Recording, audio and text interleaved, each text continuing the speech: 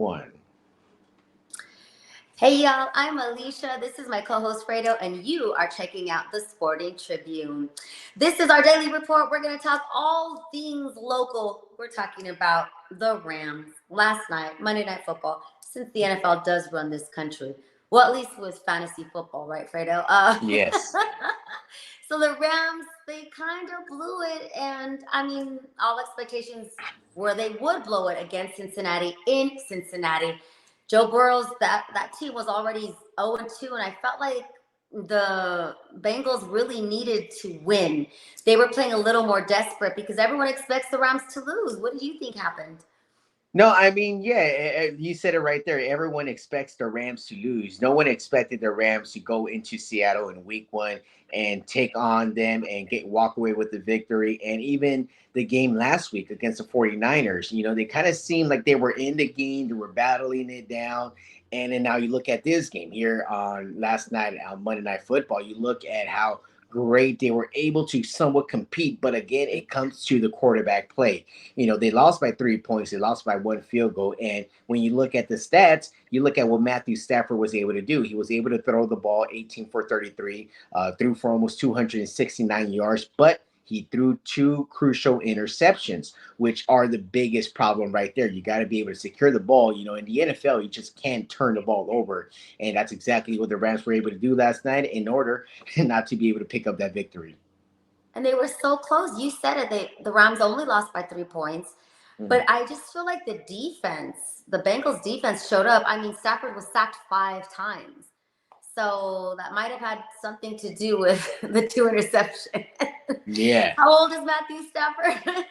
Yeah, Matthew Stafford's getting up to that age right now. So, I mean, that's a perfect sign on why this is a pitch for me to Stan Kroenke and all of the Rams organization. Right now, guys, really, honestly, there is no reason why the NFL and the Rams should, win any more games. Like if the Rams should not win no more than 4 games all year long. And the reason why that is because Caleb Williams, the guy that's across the street from them, is going to most likely enter the NFL draft next season. And he is a perfect quarterback, perfect for the city, perfect for the team, in order to just take the job from Matthew Stafford and be able to compete in the long term, because Caleb Williams would be a perfect fit with the Rams. And Caleb already said if Arizona is at the top of the league, he is not going to Arizona. He might want to stay in another year. But if the Rams are at the bottom of the league, he certainly would love to go to Los Angeles. Yeah, I definitely know a lot of Rams fans, just Pavlov's dog, just salivating at the chance to get Caleb Williams in a Rams Yes. uniform. And no So yeah. disrespect to Matthew Stafford, though. We appreciate everything he does. Yes. He's still balling. Again, odds are the Rams are supposed to lose big. And they've been in every game. And they Right. almost took this one away from the Bengals, from Joe Burrow, who would have been 0-3 had they lost to the Rams Wow. last night. Terrible start. Hasn't done that since his rookie years. So I'm liking Yeah. what I'm seeing from the Rams. I hear what you're saying. But I am on the other side where I don't think any professional, whether it's the team or the organization, should tank. That's just wrong in my book. But then again, I don't own a team. I might change my mind if I did. Right. I mean, for business reasons, and when you look at the reason of Caleb Williams himself, like, honestly, I want to say this right now, that Caleb Williams might be the best college football player ever. The plays that he's doing out there and the things that he's doing out there is so special. And that's the reason why, even right now, we're discussing the conversation of possibly people tanking. Like, you don't want a team to tank, of course. You want a team to go out there and put their 100% effort every single day. But when you have the possibility of picking up a guy like Caleb Williams, Yeah. I will try to toss the game as best as I can, and not necessarily just throw away the game, but maybe, you got players like Aaron Donald who might prefer to go out there and compete for another ring. That might be a good guy you might want to ship out, or maybe a Cooper Kupp. Yeah, you might want to pair up Cooper Kupp with Caleb Williams, but you can gain some momentum in getting some draft picks, because from what we know right now, the Rams have traded a lot of their draft picks over the last few seasons. Right. they've traded a lot of first rounders more than any other team. And right now, the Rams, one thing they can do is get rid of a few of their players, gain some more draft picks in order to kind of look forward for the future for the next 10, 15 years. I mean, you're hired. You need to start that campaign and get out there. There The it Rams is. need to Sean hire McVay, you. Stan Kroenke, reach out to me. I There got you you guys. go. You know where to find you at thesportingtribute.com. Yes. Seriously, though, I hear what you're saying and I get it. It all makes sense. It's not illogical because words, titles are thrown around. When you mention Caleb Williams, it's a generational player. He Right. is, playing at a level higher than most quarterbacks, ever. You use the word ever. So I hear Yes. you. I hear you. And I'm liking the competitiveness of the Rams. That's what I was trying to get at. Thank you, Matthew Stafford. I don't want his wife talking about me on her podcast. Don't come at me. You know she We're will, though. just You know she will. I just say and I'm using his name, Matthew Stafford. I know you really tied into the Chargers as well, Fredo. Tell me what is going on with this not little, this latest injury to hit the Chargers. Ouch. Yes, one of the biggest things that happened so far right now in the Charger season, coming in week 3 in Minnesota on Sunday, with Mike Williams in the third quarter went down, and he was having a game, his game of the year so far. He had about 120 yards receiving and only 7 catches and 1 touchdown, but he tore his left ACL on Sunday's game, and it was announced yesterday that Mike Williams will be out for the remaining part of the season. It is a big hit, a big critical hit for the organization itself, because Mike Williams signed a 3-year deal worth a little over $60 million last season. And last season was his first year on that deal. He ended the year with the back injury, which kind of, he got hurt on the last game of the season, which was one of the reasons why Brandon Staley got some heat heading into the playoffs. It's like, okay, you're going to go ahead into Jacksonville without your player because you played him and a time that you didn't need him. And they Yep. played him. He injured his back, was unavailable for the playoffs. And you see what happened. They were up 27-0 in the playoffs. They lost the game. Then you're coming into this season thinking like, okay, Mike Williams is back. You got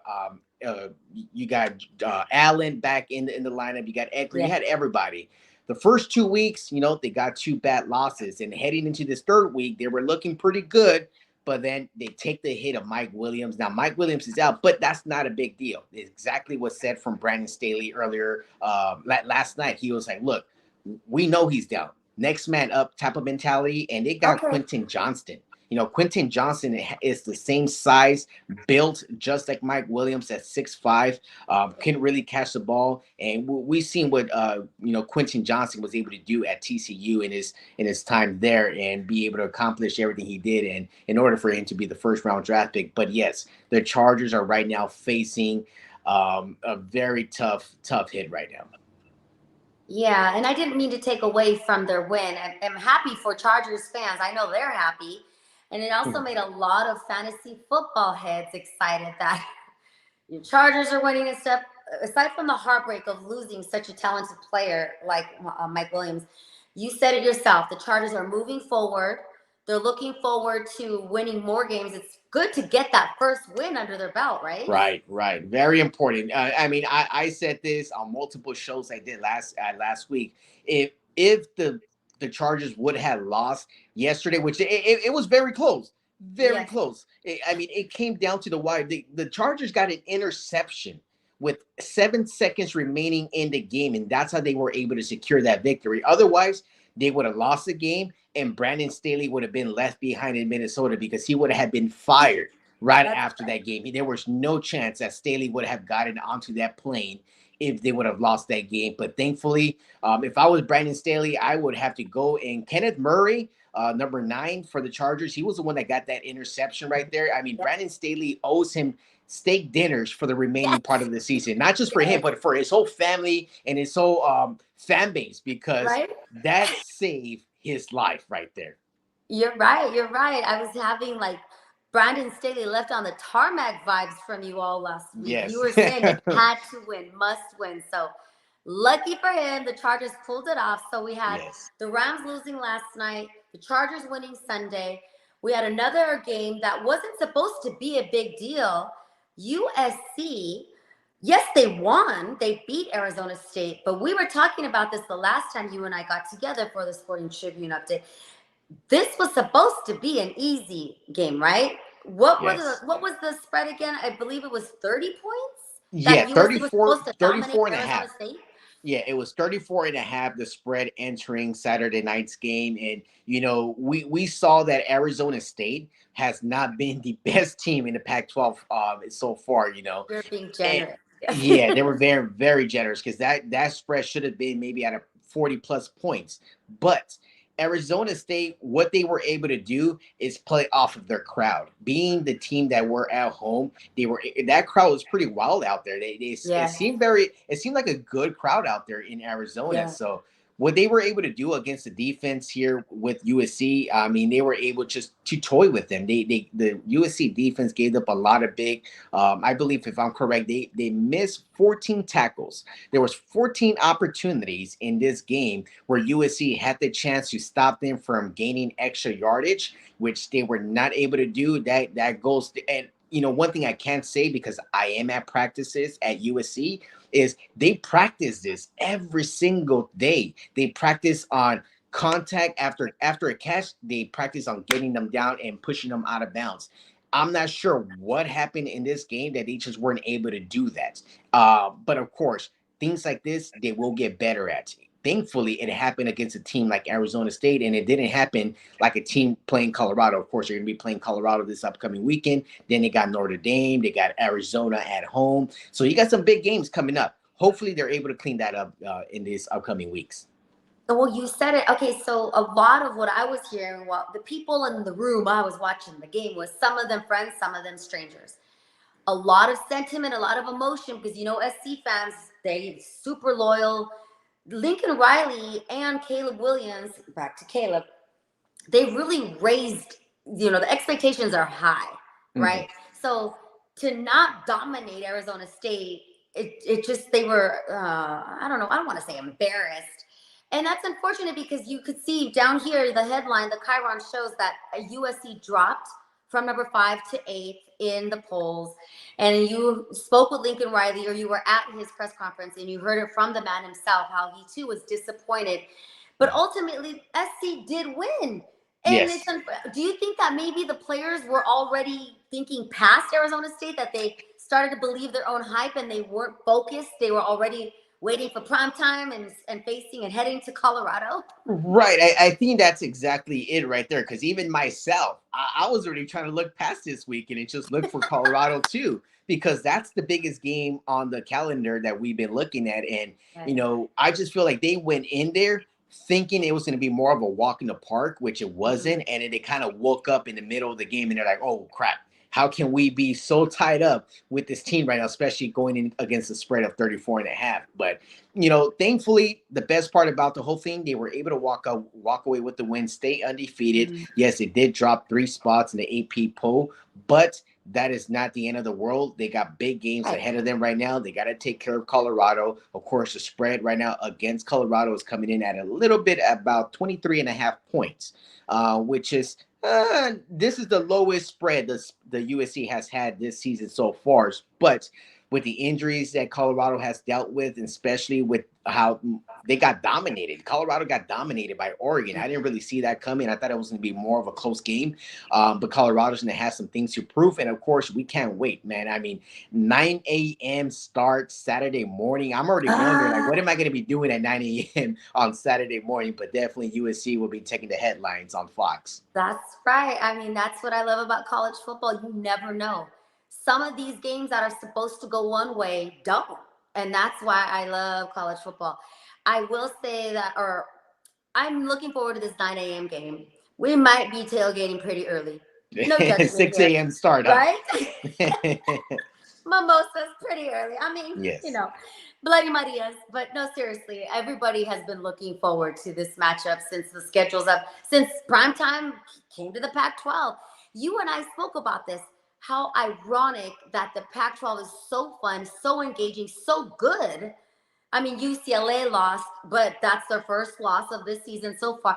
the Utah, you got Oregon. I mean, Pac-12 football is so good, and this is their last season as Pac-12. Yeah, it's The crazy because irony.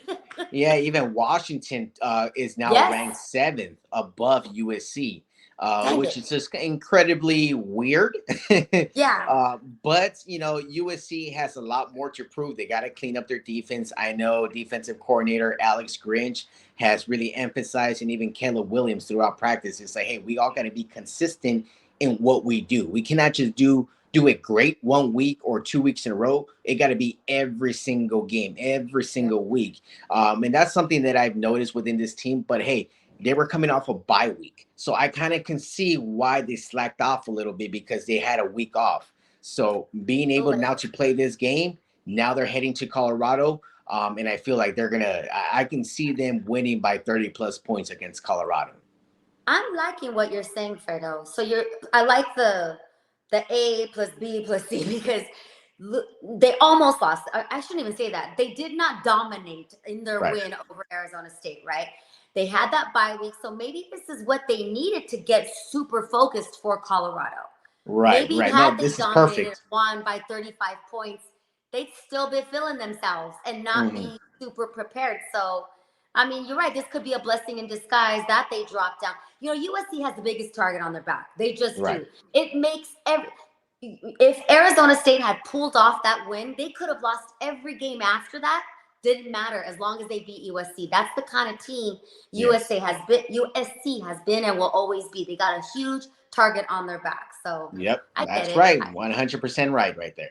I got it. I got it. Thank you for bringing us the latest from Lincoln Riley too.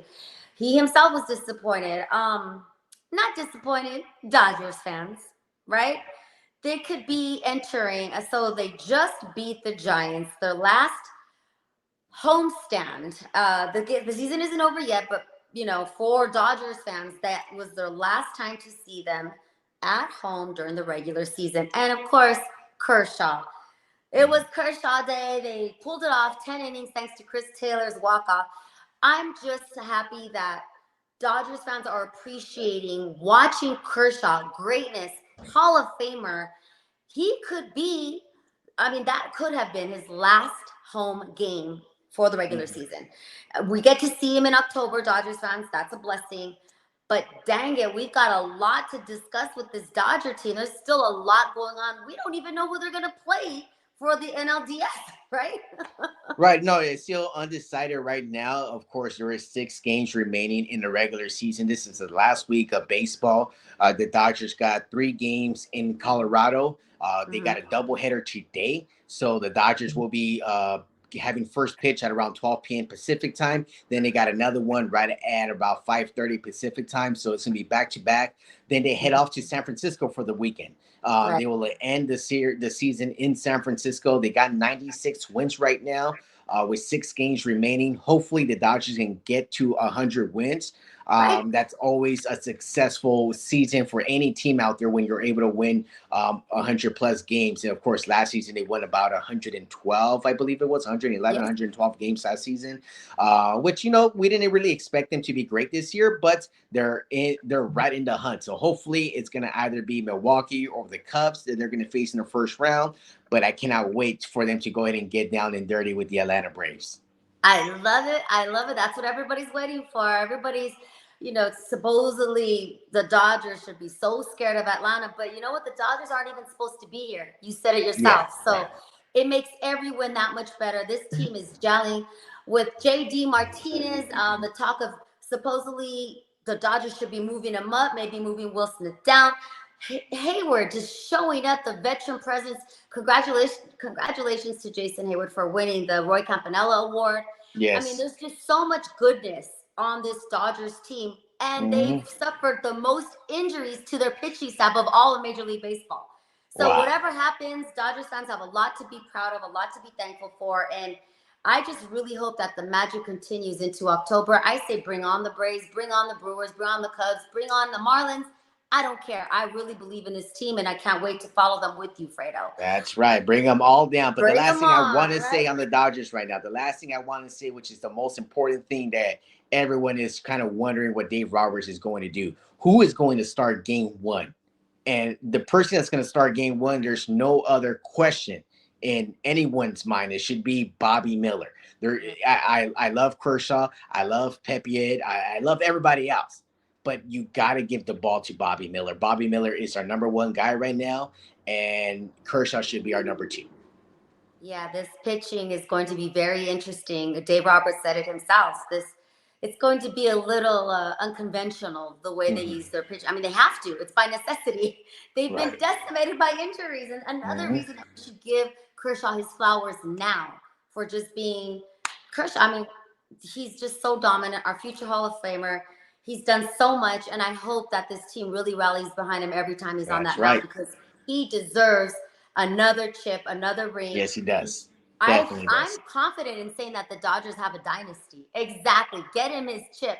And you brought up the 100 games. This would, if the Dodgers get to 100 games again, this would be the fourth full season in a row of 100 games or more. Wow, so, yeah, incredible. Dodger fans, spoiled, not mad. Yes. All righty, Fredo, thank you for hanging out with me and catching up on all of these headlines.